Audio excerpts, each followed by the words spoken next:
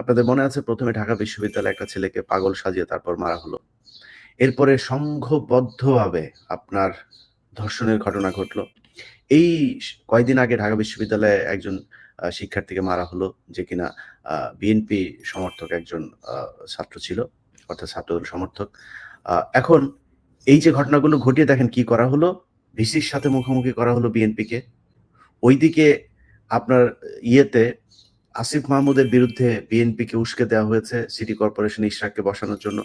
আমি মনে করি ইশরাক এখানে এই জোর জুলুম করে তারপরে বসার জন্য ইশরাক ছ্যাঁচড়ামো করে তারপরে সিটি কর্পোরেশনে বসার মতো ছেলে না। সামনে যদি মেয়র ইলেকশন হয়, কোন নির্বাচিত সরকার হলে সেইভাবেও তার যাওয়ার সুযোগ আছে। কিন্তু তাকে উস্কে দিয়ে তারপরে আসিফ মাহমুদের বিরুদ্ধে লাগানো হয়েছে। এই জায়গায় একটা বড় ভূমিকা পালন করেছে আসিফ নজরুল। আমি অনেক কিছু আপনাদেরকে কার সাথে কথা হয়েছে সেগুলো উল্লেখ করছি না।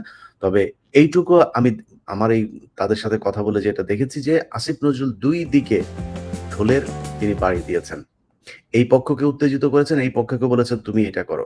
সো সে সরকারে থেকে ইশরাককে বসতে দেবে না এটা যেমন বলছে, সে আবার ইশরাককে বলছে যে এই সরকারে সে নাম ধরে কয়েকজনের কথা বলেছে যে এই ব্যক্তি নাকি ইশরাককে বসতে দিচ্ছে না। যে কারণে বিএনপি তাদের বিরুদ্ধে এখন ক্ষেপছে।